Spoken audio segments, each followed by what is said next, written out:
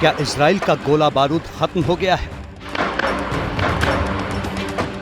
क्या तेल अवीव की फायर पावर अब थकने लगी है?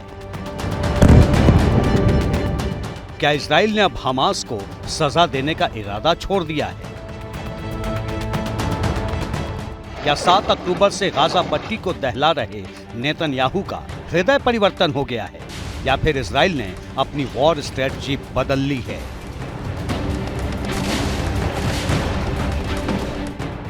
ये सवाल तब उठे जब नेतन्याहू के नो सीज फायर वाले ऐलान के बावजूद राहत सामग्री लेकर ट्रक्स ने राफा बॉर्डर के रास्ते गाजा पट्टी में एंटर किया।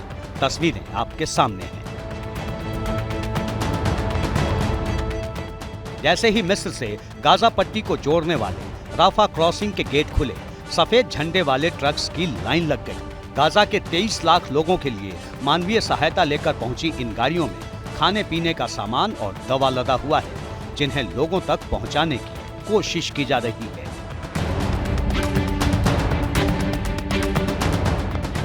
यह सच है कि राफा बॉर्डर पर इजराइल का कंट्रोल नहीं है। इसकी चाबी मिस्र और हमास के पास है, लेकिन सबको पता है कि गाजा में ऐसी कोई जगह नहीं जो इजरायली मिसाइलों की जद में ना हो। जब तक इजराइल की मर्जी ना हो, राफा बॉर्डर को खोलने की जरूरत किसी को भी भारी पड़ सकती है। लेकिन बॉर्डर खुला भी और ट्रक मिस्र से गाजा में घुसे भी।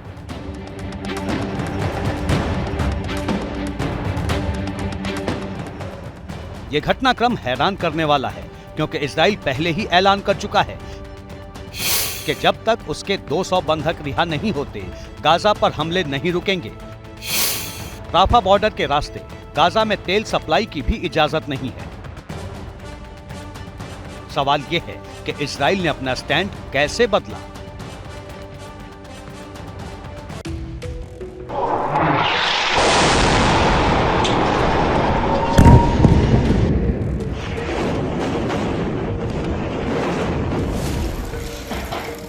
इस डेवलपमेंट के पीछे है संयुक्त राष्ट्र की अपील और उससे भी बढ़कर अमेरिका का प्रेशर, जो किसी भी कीमत पर मिडिल ईस्ट की जंग को भट्ठी बनने नहीं देना चाहता। वैसे इजराइल की नरमी के पीछे कतर के बैक चैनल डिप्लोमेसी का भी बड़ा हाथ बताया जा रहा है। दावा किया जा रहा है कि हमास की कैद से अपने बंधकों को रिहा करवाने के लिए अमेरिका ने कतर पर प्रेशर बनाया।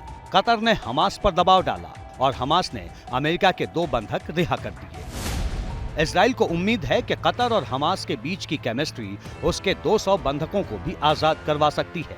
अगर ऐसा नहीं हुआ तो इजराइल का प्लान बी तैयार है, और उसका ये प्लान इतना विध्वंसक है कि अंजाम का अनुमान लगाना भी मुश्किल है। इसे इजराइल के रक्षा मंत्री के 2 बयानों से समझिए। 20 अक्टूबर को कहा कि अब गाजा को भीतर घुसकर देखने का वक्त आ गया है। 21 अक्टूबर को बयान आया कि इस जंग में लेबनान शामिल हो चुका है।